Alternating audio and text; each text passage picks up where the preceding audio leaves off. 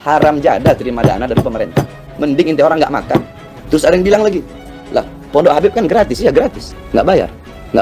Si Bahar pesantrennya gratis segala macam ya. Bahkan mulut si Bahar sendiri itu ngomong itu di YouTube masih ada videonya katanya. Dan di sini semua anak gratiskan.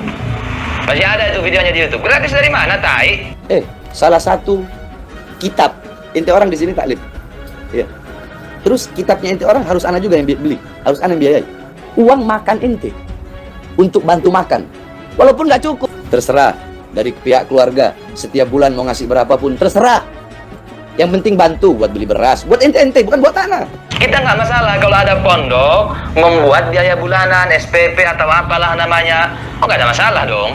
Cuman kasih tahu, jangan kasih tahu gratis. Nggak ada gratis di situ. Sampai Bahar buat wawancara, ya di wawancara yang itu, di situ mulutnya bilang gratis itu. Gratis dari mana? 350 sebulan. Dulu, sekarang mungkin udah naik. Itu untuk memuliakan ilmu, untuk menghormati ilmu, agar orang-orang siapapun tidak ada yang meremehkan ilmu. Oh, Bahar bin Smith jangan disamain sama kayak dai-dai lain yang bodoh amat. Justru itu perhatian, justru itu mengajarkan untuk jadi pelajaran bagi orang-orang. Ilmu itu mahal. Karena kata si Bahar, kalau salah akui salah ya. Akui salah itu. Kalau salah akui salah. Bahkan dari diri anak sendiri katanya. Itu dari dirimu. Itu dari dirimu kan itu. Yang kau bilang gratis, faktanya nggak gratis. Terus adikmu itu yang 10 juta yang jembat. Belum lagi yang lain ya. Belum yang lain. Coba usut itu Bahar. Tapi kalau pemerintah yang melakukan, oh sini korupsi demo, jilid 1, jilid 2. Bajingan atas nama agama itu lebih bangsat. Ana bangun ini pondok pesantren pakai darah, pakai air mata. Ana tidak pernah memerintahkan siapapun untuk keluar keliling cari bantuan buat pondok pesantren. Nggak pernah. Ana bangun ini pondok pakai darah, pakai air mata. Ada memang yang nyumbang, yang ngasih semen, ada yang ngasih uang, ada yang ngasih ini. Tapi berapa sih? Ini bangunan, ente lihat bangunan pondok udah habis berapa miliar? Paling dari uang sumbangan dari orang-orang itu paling cuma berapa ratus juta. Sisanya dari mana? Ente mau tahu dari mana? Mau tahu dari mana? Dari langit, dari pohon, jadi emas, dari uang pribadi ana. Terus satu lagi Har, namanya Syekh Rel dari Tegal, yang kemana-mana ngakunya murid pertama Bahar, ngakunya si Syekh Rel. Itu kontennya masih lengkap semua, saya bongkar itu. Saya bongkar donasi-donasi yang dia sunat. Bahkan donasi FPI yang dia sunat. Donasi pondok untuk pondoknya si Bahar yang dia sunat. Laptop yang harga 30 jutaan itu dia sunat.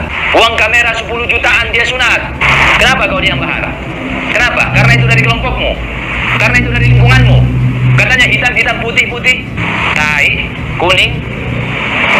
Hitam-hitam putih-putih. Faktanya kuning, tai. Ini semata-mata untuk memuliakan ilmu, untuk mengagungkan ilmu. Katanya kalau salah nggak peduli siapapun sikat. Sikatlah itu sisian adikmu yang nyunat uang pondok. Itu baru satu yang saya jelasin, baru satu yang ketahuan terang-terangan. Gimana yang lainnya? Yang nggak ketahuan. Habib Bahar bin Smith menjadi sorotan publik yang mana ia mengungkapkan jika akan melelang barang-barang yang sudah puluhan tahun dipakai berdakwah. Dia melelang cincin, sorban, dan tasbih. Ketiga barang tersebut merupakan barang-barang pribadi miliknya yang sudah dipakai 20 tahun berdakwah. Ini sorban, nanti saya mau lelang. Cincin saya biasa buat dakwah mau lelang. Sama tasbih yang sudah 20 tahun saya gunakan mau saya lelang, ujar Habib Bahar bin Smith. Dikatakan Habib Bahar barang-barang tersebut tidak dinilainya sendiri.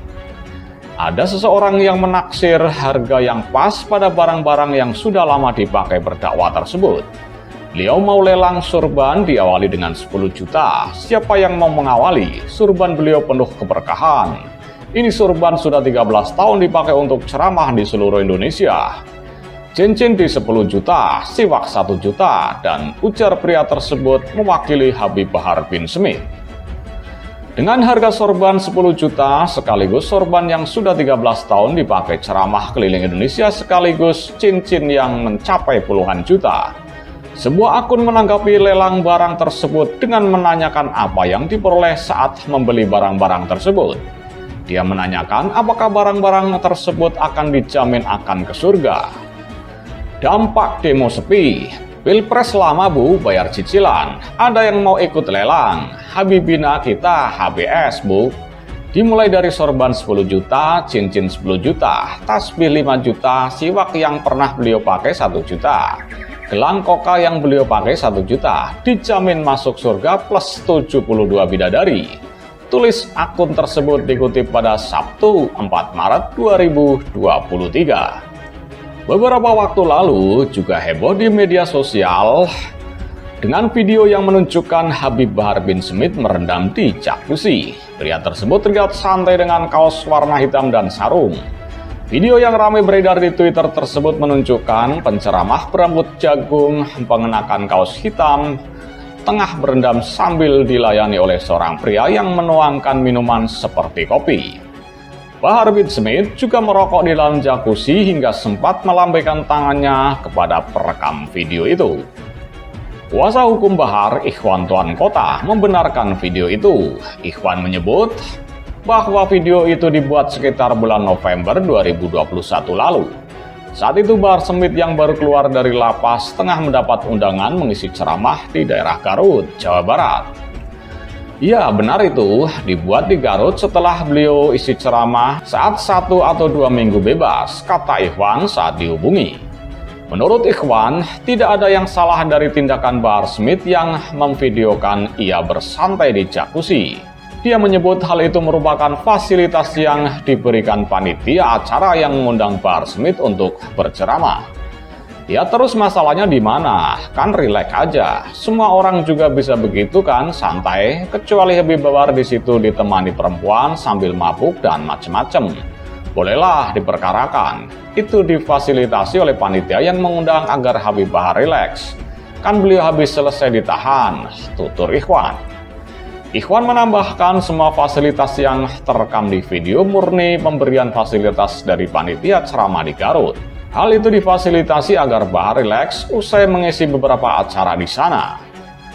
Itu ditawari umat, dia habis ceramah kan capek, dikasih umat, dikasih fasilitas sama pengundang. Masalahnya di mana?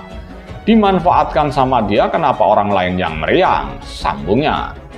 Terakhir, Ikhwan merasa apa yang dilakukan Bahar yakni berendam di jacuzzi sebagai hal yang wajar. Menurutnya, Bahar melakukan sebagaimana yang terekam di video, masih dalam batas kewajaran dan hal yang sah-sah saja. Itu masalahnya di mana? Itu kan privasi Habib Bahar, sah-sah saja kan, siapapun bisa buat apa Habib Bahar mengganggu hak orang lain. Kenapa terus dia ulama di situ emang nggak boleh? Kenapa masalahnya? Di mana? Tutup Ikhwan.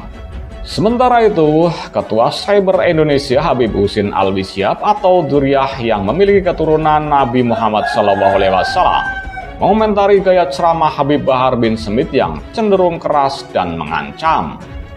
Menurut dirinya, perilaku tersebut tidak mencerminkan sosok cucu Nabi Muhammad SAW. Bahkan, ia menilai jika Habib Bahar terus-menerus demikian, maka dirinya bisa melukai hati Nabi Muhammad SAW. Lantaran Rasulullah selalu mengajarkan kebaikan kepada umatnya.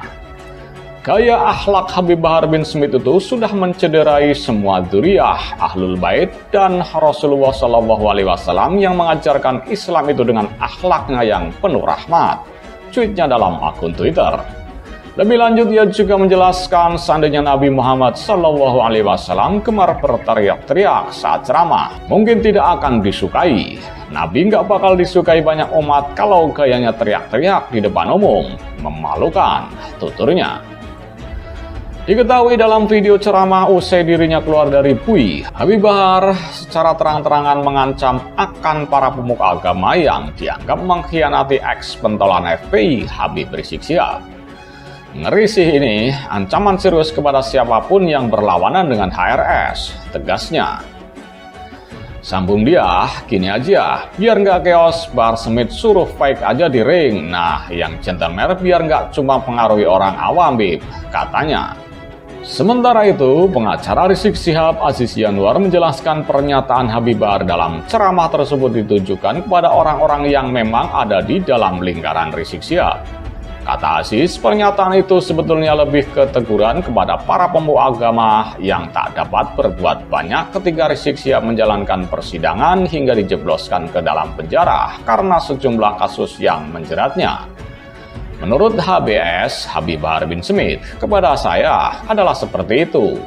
Itu adalah ceramah HBS untuk memperingatkan Habib-Habib, Kiai, dan ulama serta umat Islam yang hadir di acara itu, kata Aziz kepada wartawan. Karena HBS melihat banyak Habib dan Kiai serta umat yang datang ke airport untuk menjemput ketika HRS tiba di Indonesia. Bahkan meminta HRS pulang ke tanah air dari dulu, tapi hanya diam ketika HRS dizalimi dan dipenjara. Dan sedikit yang datang setiap sidang HRS, kasus Petamburan dan lain-lain, tutur Aziz Yanuar. Jadi Habib Bahar Smith sedang menegur orang-orang kita sendiri, jemaah kita sendiri. HBS menegur para pecinta-pecinta HRS. Pungkas Aziz Yanuar.